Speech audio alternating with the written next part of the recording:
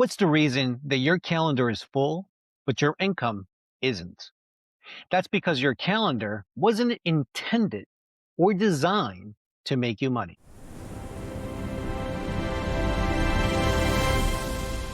Today's guest went from working in data informed strategy to helping solopreneurs turn their calendar into cash. Glovisor welcomes Brad Coverdale. Everyone, happy to be here. Great. We're glad and excited. Can't wait to hear more about your journey and that transition. Brad, for listeners meeting you for the first time, what's the story behind how you went from working in data informed strategy to helping solopreneurs turn their calendar into cash? Absolutely. Thanks for asking. I had a very interesting story in the sense that for the past 15 years, I've been working in higher ed analytics, helping out leaders to be able to support many, many different students and helping them to be able to make decisions on which strategies to make for for which programs to continue to do, to be able to provide the best support for their students and to help them to achieve their dreams. And as I was helping them with that, I noticed as I was getting ready for a presentation, I had started moving into wanting to do my own venture. And I was trying to figure out what the right framework was going to be. And as I was preparing for a presentation one night, I recognized that it really came down to one problem, one goal that I'm looking for, one barrier that I'm trying to get past, and then one action for us to be able to move forward. And I've used that framework as I've moved forward in building into my own ventures. And as I was trying to figure out where I wanted to start and to build my own business outside of the university, I really started focusing on solopreneurs, knowing how hard it was for me to get started with my journey, knowing how hard it is, especially for those who are parents or who are families that are who've left their old work and now are trying to try on something new. What some people say of the leaving your 40-hour job and picking up something now that takes over 80 hours, wanted to really focus in on what's the right method to get around that. How can we really reduce that? Because you when you go into business, you're wanting to do something different, but you don't want to do it at the cost of your family. So really how Calendar to Cash came about was that whole structure, because I started recognizing that it wasn't just about goals. It wasn't just about the barriers to those goals. It was really something about something more tangible, looking at the resources. And so I started hearing and thinking about myself as taking on the idea of a financial analyst, an advisor, if you will. Someone comes to you and they say that they want to, if you're going to a financial advisor and you're saying, I want to raise money for college, but I don't have more income. The first thing they'd say to you isn't you need to go work more. They're going to say, okay, looking at your money and saying, what are you spending that money on? So they can see where the money's going and what happens at the end of the month to see what can we do? What can we cut back? What do we need to reallocate? What's the most important? Many business owners that I have found don't do that.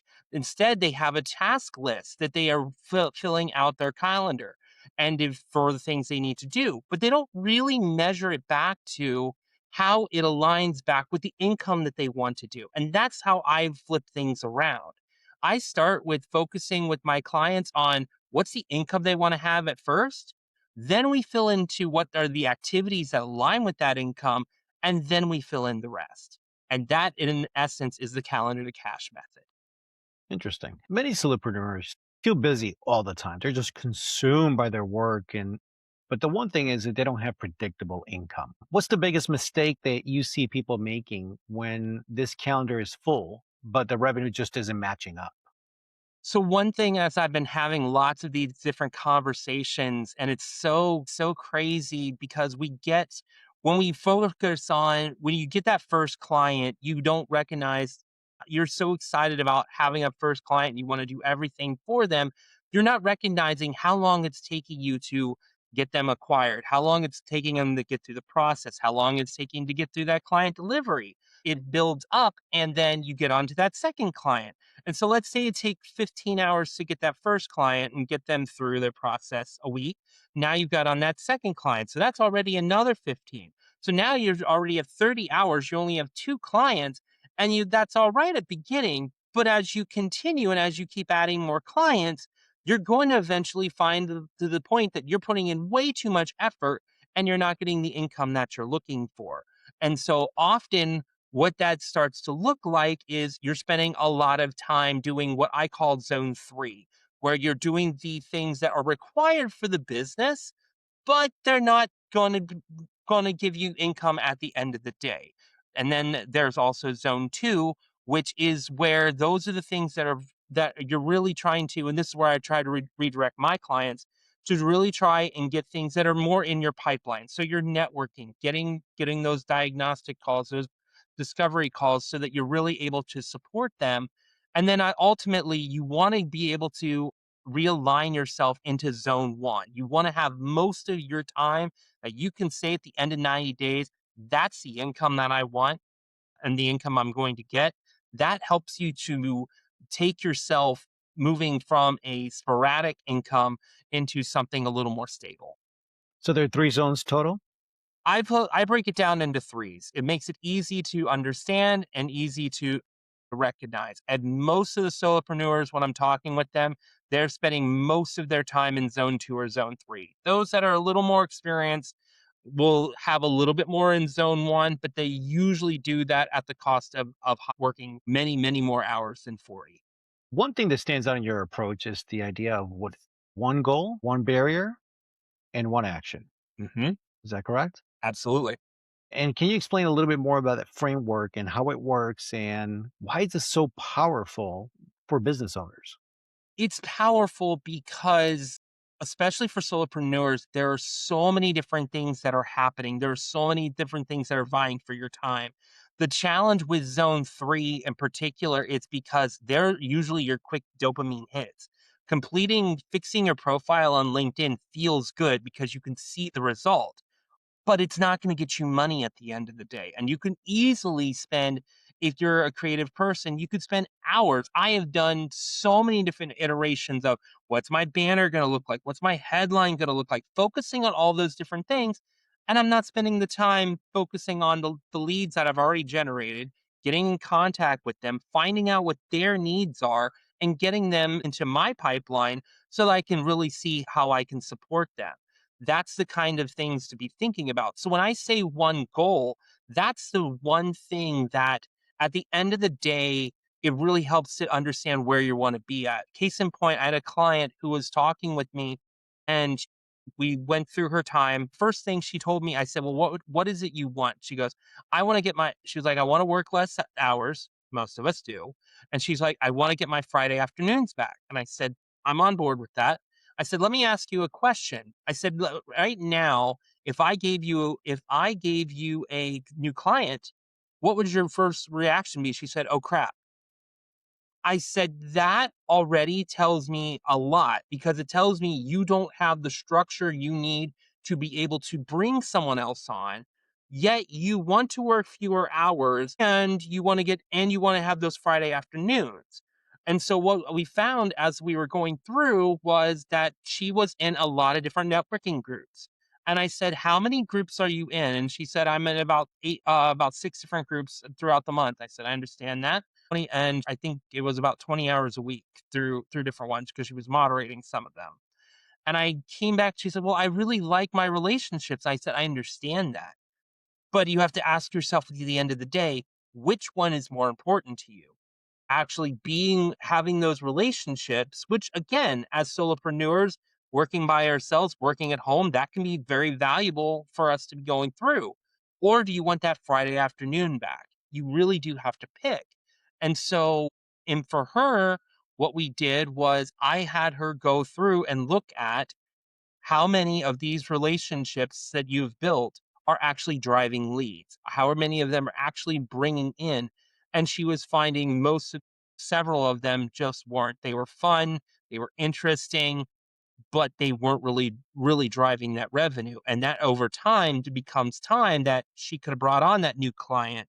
could have gotten that extra income, or for her to have that freedom and flexibility that she can take off that Friday afternoon whenever she wants to.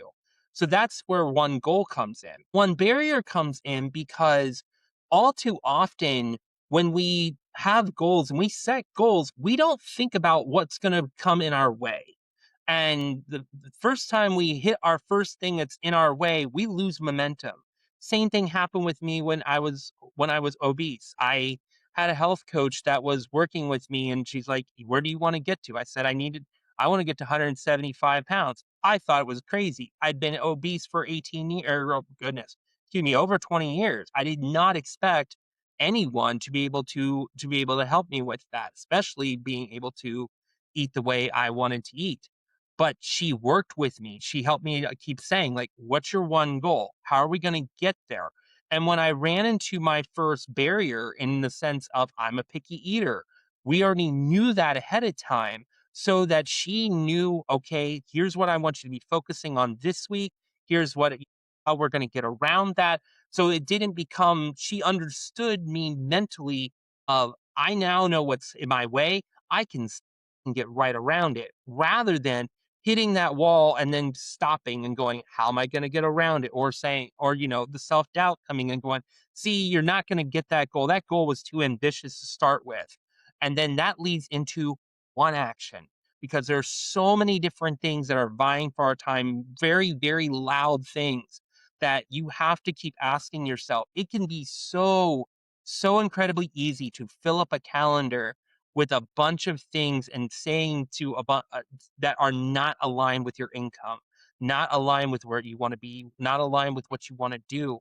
And before you know it, you're like, my day is gone. I don't have any room to bring in a new prospect. I don't have any room to have that further conversation. I don't have any of that because I've allowed myself to be doing this and doing that.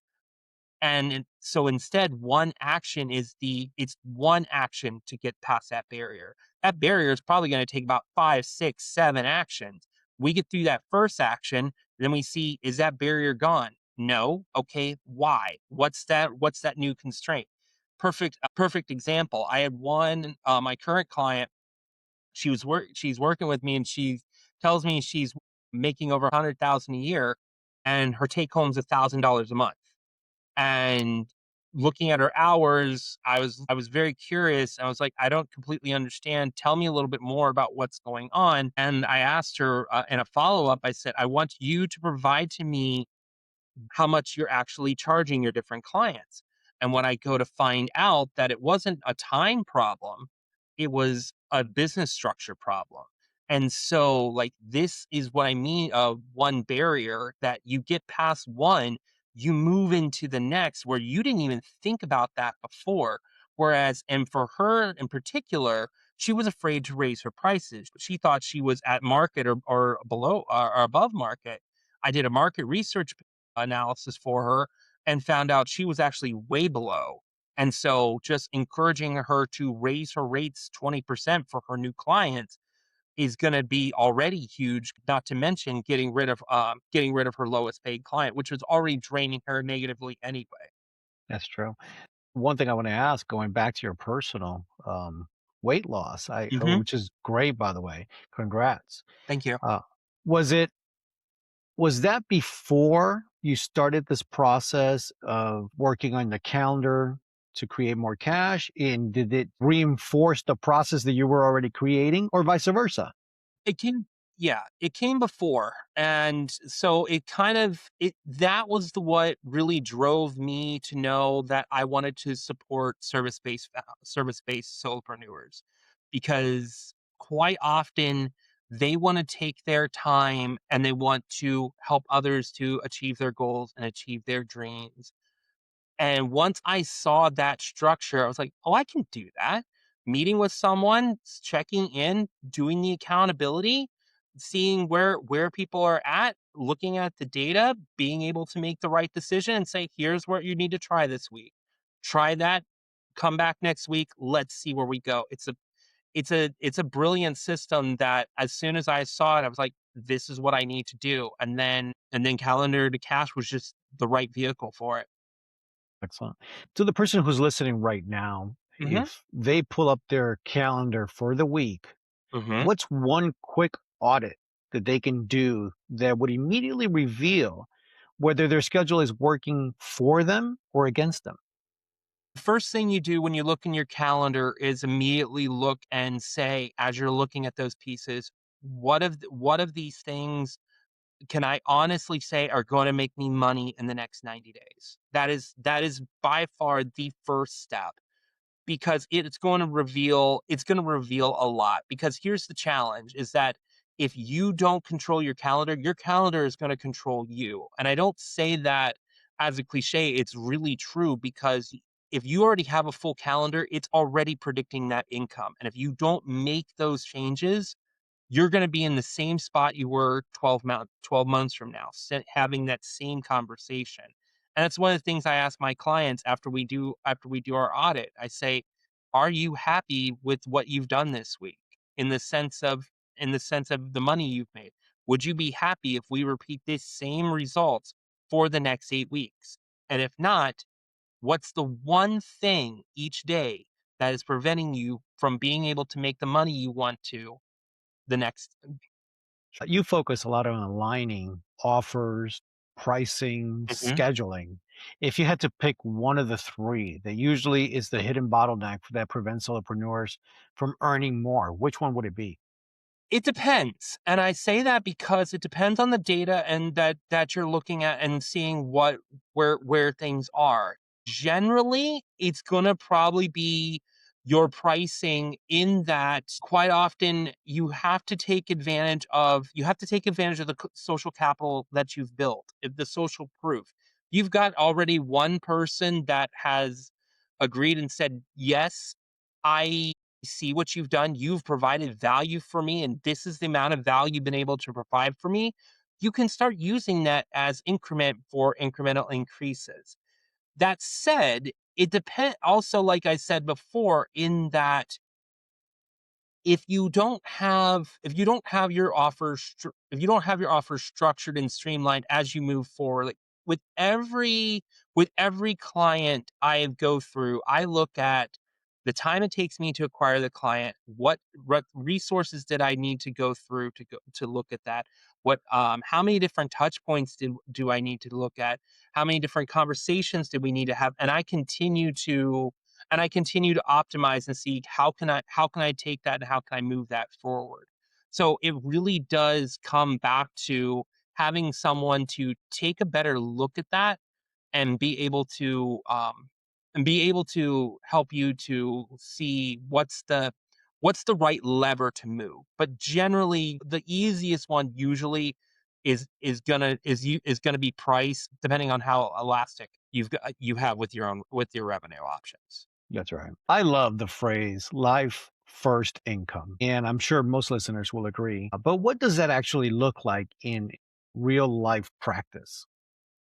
Yeah, life first income really is the drive for why you're doing what you're doing. I went into this because my university, while I love the work that I do, I don't have control.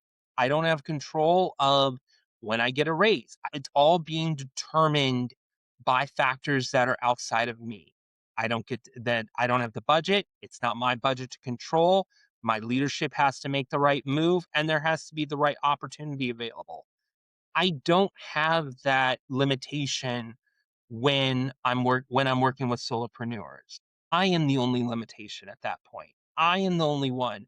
I am the one that has to push myself forward and to get myself out there, to find the right path, to see how do I get people into my pipeline, to help them to understand how do I get them to tell my story. I have taken months to try and see the right way to be able to tell the story, to find the right vehicle. And I say all of that to say that I am now in the process of helping, as I say, helping families, solopreneur families to get their nights and their weekends back and to so their effort and their income, their calendar and their bank account finally align. And that knowing all of those pieces and knowing where those fit in the sense of what is your priority when it comes to why you're doing what you're wanting to do. I don't have any intention of being a multimillionaire. I will never do that at the cost of the cost of my kids, at the cost of my family. After I am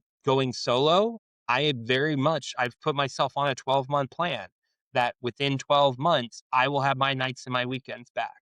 Or at the very least, I will have my nights and my weekends back and doing at the very most some things in zone 2 or zone 3. Definitely not nothing in zone 1. There won't be times that I'm going to miss out a meeting I'm not going to miss out a performance, or I'm going to miss out game night or something because I've got to take a call or because I need to support a client. Anyone I work with needs to be able to respect that. And I think those pieces are what it means by life when it comes with life income, in that it's not just income, it's how you're going to acquire it. And also what are your mission and values that you're expecting your clients to have as well. Yeah, priorities. Mhm. That's key. Mhm.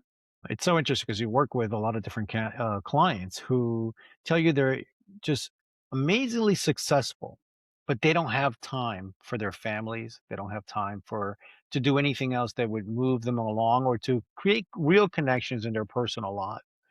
And when we talked to him about it, I said the true success would be that you can do that. If you can control your time and how much work you do, then that's true success, right? If you can't control it, then there's a questionably or arguably how much success is there if you can't control it, if Right. someone else controls your calendar. Yep. Absolutely.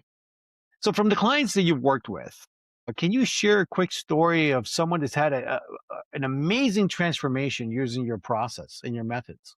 Yeah, yeah. The one that we worked through, she made about 100,000, and that was bringing home about 1,000 a month. But when we got done, and she was like, "I just want to be able to want to be able to double my income." And I looked at her and I said, "This is a shoe in. We can definitely do this within 4 weeks," because I could easily see what levers we needed to push to be able to move that forward. And she's on track easily to be able to triple her income in the next couple of weeks. Looking ahead, how do you see the future of solopreneur businesses evolving as more people are trying to balance the income, freedom, and meaningful work? This is this is the challenge, is that when we think we need to scale or we think we need more money, we immediately go, "Well, I need more offers, or I need more clients, or I need to do this new training and stuff." And we don't take good inventory of the things that we have and make sure that that's polished first. I even just had a conversation yesterday with a great individual who runs a VA agency, and we're going to have a great partnership because there are times that his VAs are going to be the right people to help our solopreneurs to be able to thrive and to move that piece forward. But at the same time, we need to make sure that that time that they get back is protected, that it doesn't get absorbed into something else. So in some cases, it's going to be him referring his clients to me and saying, "Go with Brad and do the math first, then come back to me and figure out what's going to be your next step." I think those are where we're going to need to get to. And even with AI and stuff, there's a lot of great time saving techniques and pieces. But it's not so much about that. It is going to be focused on, for those who are going to be the most successful, are you aligned with where you want to be? And does your system align with that? Because if it doesn't, it's gonna be sporadic. It's gonna be erratic. You're gonna chase that next shiny thing. You're going to spend a lot of money going I'm putting into things and going, I'm going to get to this someday, and then never get to it. And at the end, you're going to be another 12 months going, I want this to change. Why isn't this changing? And not knowing, and still being repeating that same process. That's right. When a Glovisor listener calls you and says, I want to look at my calendar and tell me what I can do to improve my income, how to control my schedule, how to improve it. What would be the method or the process that they should expect? And then how long should they expect to work with you? Is this a 1 month process, a 2 year process? Tell us a little bit more about that. Yeah. So when clients work with me, we start with a diagnostic where they just bring to me their last week. I ask them a series of questions in terms of where their income was for the last month and what how many hours a week they're working, and then we break it into understanding more of what do those hours look like. Again, going back to that zone 1, zone 2, zone 3 like I had mentioned before, and that helps me to get a sense of what's the next move to show you that giving you an action to try for the next 7 days, and I invite you back, and then we talk about it and see, does that work? And if you like how that works, then you partner with me for the next 30 days, because this is what we do. We take an action, we run it through, you do that action, you bring it back to me, you show me the result, and then we move into the next action. And we continue doing that for 4 weeks and see where are you at.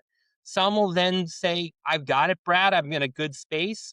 Others will continue and be like, no, I need you to keep walking with me through, because I will easily slip back into old behaviors. Same thing happened with my health coach. I thought I could get rid of her after one. I shouldn't say get rid.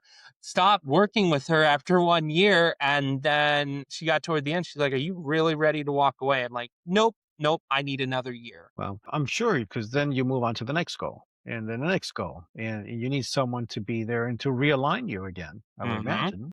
Mm-hmm. Yep. Yep. Well, if a listener only remembers one thing that you want them to walk away with, The thing I would want them to walk away with is that if you don't control your calendar and align it with your income, it will control you. It's really it really does just boil down to that. for those who want to learn more about the calendar to cash method or connect with you, where's the best place for them to go? Yeah, I've got a great new app that I just put together where people can log in. It's a quick 5-minute app where you check in at the end of the day, and it tracks where you are for your day, your month, and well, excuse me, your day, your week, and your month. And just go to calendar number 2 cash.com/pulse, and you can try it out. And then if you're interested in learning more, my link's right there to sign up for a diagnostic. Happy to continue the conversation. Well, thank you so much for sharing your journey with us. Absolutely. Thanks again for having me. Absolutely. All right. Till the next time.